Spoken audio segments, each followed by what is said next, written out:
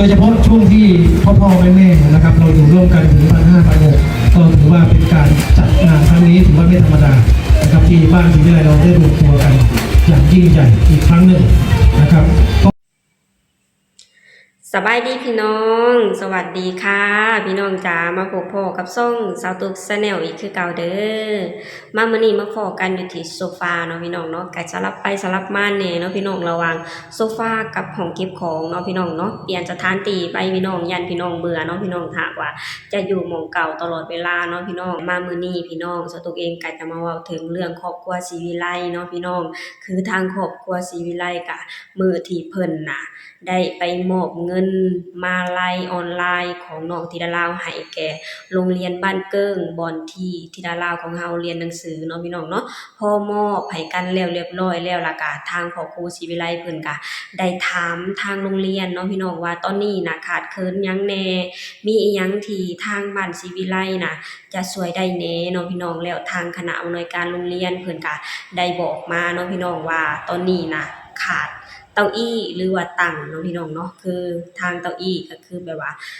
ค่อนข้างสำคัญอยู่ในโรงเรียนของน้องธิดาลาวเนาะพี่น้องเพราะว่า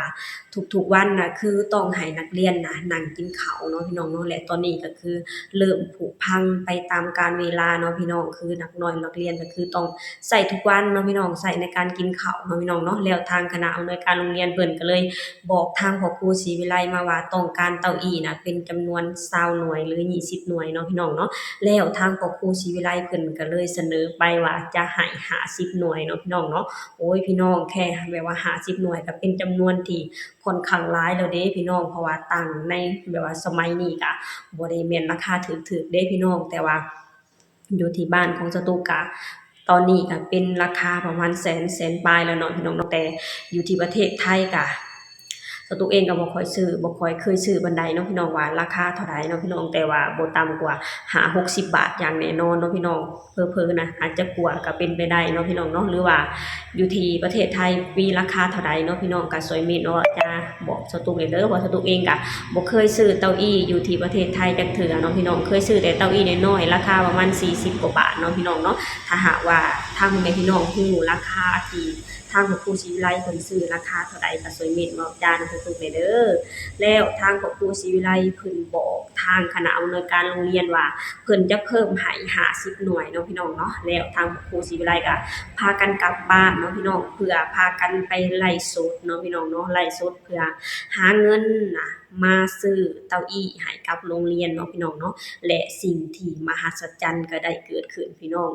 คือที่เฮาฮู้กันแหละพี่น้องว่าทางครอบครัวศรีวิไลเป็นครอบครัวที่มีคุณภาพ และมีฐาน FC แฟนคลับที่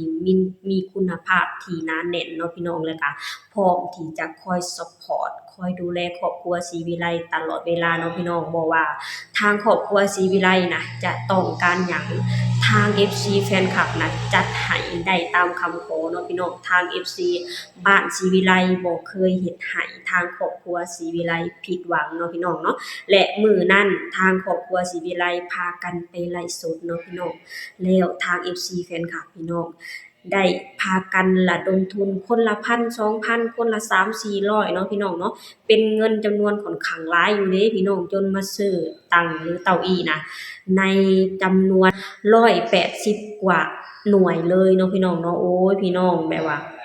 ทาง FC แฟนคลับบ่เคยเฮ็ดให้ครอบครัวศรีวิไลผิดหวังเลยเนาะพี่น้องเนาะสตุกได้ยินข่าวนี้ สตุกดีใจพี่น้องดีใจที่ทาง FC แฟนคลับบ้านศรีวิไลบ่เคยถิ้มบ่เคยปะพี่น้องคอยซัปพอร์ตคอยดูแลครอบครัวศรีวิไลตลอดเวลาเนาะพี่น้องเนาะแล้วทางครอบครัวศรีวิไลพี่น้องพอได้เงินหรือได้มาลัยจาก FC แฟนคลับแล้วเรียบร้อยแล้วพากันไปซื้อเก้าอี้เพื่อมามอบให้ทางโรงเรียนเนาะพี่น้องเนาะก็พากันขนตู้พากันขนเก้าอี้เนาะพี่น้องเนาะพากันขนเก้าอี้เพื่อจะไปมอบให้แก่โรงเรียนเนาะพี่น้องเนาะแล้วก็พากันขนตู้น่ะเพื่อมาไลฟ์สดให้ทาง FC แฟนคลับได้รับได้ชมบรรยากาศที่มอบเก้าอี้ให้กับโรงเรียนบ้านเกิดเนาะพี่น้องเนาะโอ้ยพี่น้องเห็นคลิปนี้สตุกดีใจเนาะพี่น้องเนาะป้าพี่น้องเดี๋ยวเราไปชมคลิปนี้ไปนำกันเนาะพี่น้องเป็นภาพบรรยากาศที่ทางพ่อครูศรีวิไลเพิ่นได้มอบ เต้าอี้ให้กับโรงเรียนแล้วก็พากันมาเว้าความในใจกันพี่น้องระหว่างครอบครัวศรีวิไลแล้วก็ทางคณะอำนวยการโรงเรียนเนาะพี่น้องเนาะฝากพี่น้องนะครับผู้ชมคลิปนี้ไปนำกันเด้อก่อนอื่นหมดตัวเองก็ต้องขออนุญาตนำเจ้าของคลิปเด้อที่จะเอาคลิปดีๆนี่ลงมาเผยแพร่ต่อเนาะพี่น้องเนาะฝากพี่น้องเดี๋ยวเราไปชมคลิปนี้ไปนำกันเลยเด้อ โดยเฉพาะช่วงที่พ่อแม่นะครับเราอยู่ร่วมกันถึง1,500 ก็ถือว่าเป็นการจัดงานครั้งนี้ถือว่าไม่ธรรมดานะครับที่บ้านศรีวิไลเราได้รวมตัวกันอย่างยิ่งใหญ่อีกครั้งหนึ่งนะครับ ก็ขอกราบขอบพระคุณพ่อแม่ทุกท่านนะครับในบ้านศรีวิไล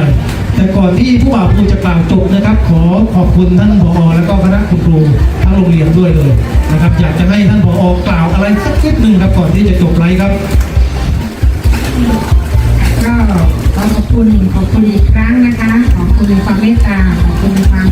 กรุณาอนุเคราะห์ของทุกท่านเลยดีๆสนุกสนานแล้วก็ได้รับรางวัลกันทั่วหน้านะคะ ขอบคุณผู้ใหญ่ใจดีนะคะบ้านศรีวิไลนะคะแล้วก็คณะ FC ทุกท่านแล้วก็น้องธิดานามเรานะคะและทีมงานทุกท่านเลยนะคะทางบ้านเกิ้งนะคะไม่มีสิ่งใดจะตอบแทนก็คือนอกจากความรักความจริงใจนะคะแล้วก็ยินดีรับความเมตตาจากทุกท่านนะคะเราช่วยในส่วนที่เราจะช่วยก็คือเราจะดูแลแล้วก็จากการเรียนการสอนนักเรียนเรานะคะให้มีคุณภาพแล้วก็ให้เขาเป็นเด็กที่เป็นเยาวชนที่ดีในอนาคตต่อไปขอบคุณมากค่ะขอบคุณค่ะ